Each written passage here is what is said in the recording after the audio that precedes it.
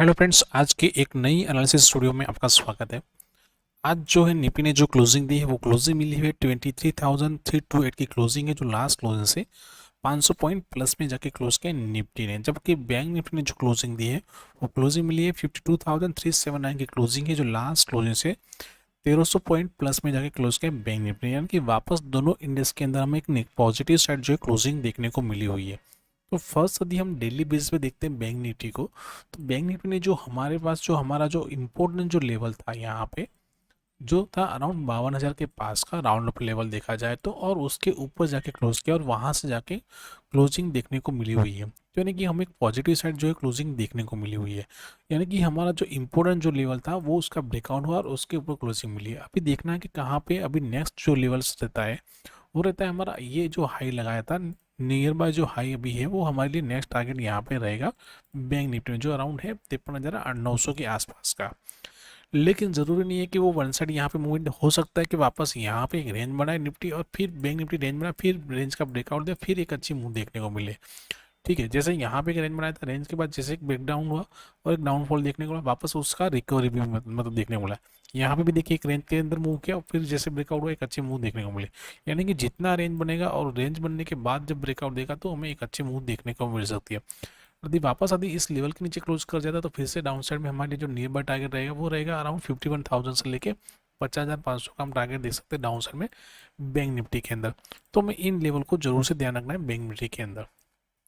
ठीक है, जबकि निफ्टी में देखा जाए डेली बेसिस पे तो निफ्टी के अंदर यहाँ पे जो हमें क्लोजिंग मिली है वो भी उसने जो बैंक निफ्टी के सामने जो क्लोजिंग चाहिए थी वो क्लोजिंग यहाँ पे नहीं मिली, क्योंकि उसने ये जो रिसेंटली जो हाई था उसके अभी तक ब्रेकआउट नहीं देखने को मिला है। तो हमारे लिए अपसाइड में इसके ऊपर कम से कम 2 दिन सस्टेन कर जाता है तो फिर यहाँ से नियर बाय पहला टारगेट रहेगा 24,200 का और दूसरा टारगेट रहेगा 24,800 का टारगेट देख सकते हैं। तब तक हो सकता है यहाँ पे भी एक रेंज बनाए और रेंज बनने के बाद ब्रेकआउट दे, तो जितना रेंज बनेगा उतना हमारे लिए, क्योंकि मल्टीपल टाइम 2 बार यहाँ से रिजेक्शन देखने को मिला हुआ है, तो हमारे लिए ये स्ट्रॉन्ग एक सपोर्ट रहेगा जो है 23,800 के पास का। ठीक है, तो हमें इन लेवल को जरूर से ध्यान रखना है निफ्टी के अंदर। अभी हम चलते हैं फर्स्ट निफ्टी के 15 मिनट के चार्ट पे और वहाँ देखते हैं कल के लिए कौन से लेवल्स इंपॉर्टेंट है। आज एक बड़ी सी गैप अप ओपनिंग देखने को मिली थी। ओपनिंग होने के बाद आप देखेंगे कि एक प्रॉपरली एक रेंज के अंदर निफ्टी जो है फंसा हुआ है। तो हमारे लिए इंपॉर्टेंट रेंज है आज का फर्स्ट हाई है, और दूसरा जो लेवल देखा जाए तो हमारे लिए वो हम इस लो को काउंट करने वाले हैं।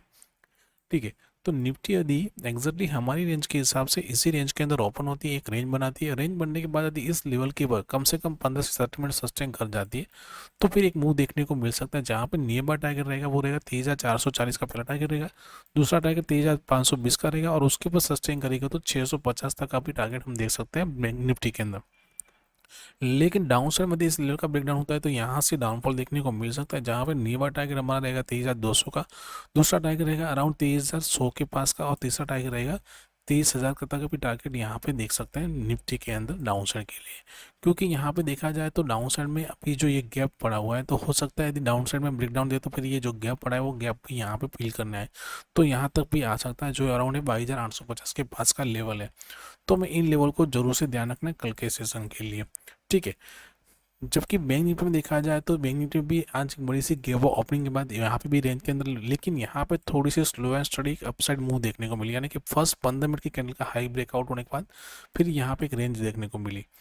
तो हमारे लिए जो कल के लिए जो यहाँ पे एक जो रेंज निकल के आती है वो अराउंड इस रेंज को हम काउंट करने वाले हैं। ठीक है, जो 400 पॉइंट के आसपास की, सॉरी 300 पॉइंट के आसपास की एक रेंज रहेगी। यानी कि बैंक निफ्टी यदि इसी रेंज के अंदर ओपन होती है, एक रेंज बनाती है, रेंज बनने के बाद यदि इस लेवल के ऊपर कम से कम 15 से 30 मिनट सस्टेन कर जाती है तो यहाँ से हमारा पहला टारगेट रहेगा 52,500 का, और उसके ऊपर सस्टेन करेंगे तो हम यहाँ पर टारगेट रखेंगे 22,800 से लेकर 53,000 का टारगेट देख सकते हैं बैंक निफ्टी में डाउन अपसाइड के लिए। लेकिन डाउन साइड में यदि इस लेवल के नीचे क्लोज करके सस्टेन कर जाती है तो फिर यहाँ पे पहला बार आज का जो लो है वो अराउंड रहेगा, जो अराउंड है यहाँ पे 51,850 के आसपास का, और उसके नीचे सस्टेन करेगा तो ये जो गैप पड़ा है वो फिल कर सकता है। यानी कि टारगेट रहेगा 51,100 के आसपास का हम टारगेट देख सकते हैं बैंक निफ्टी के अंदर।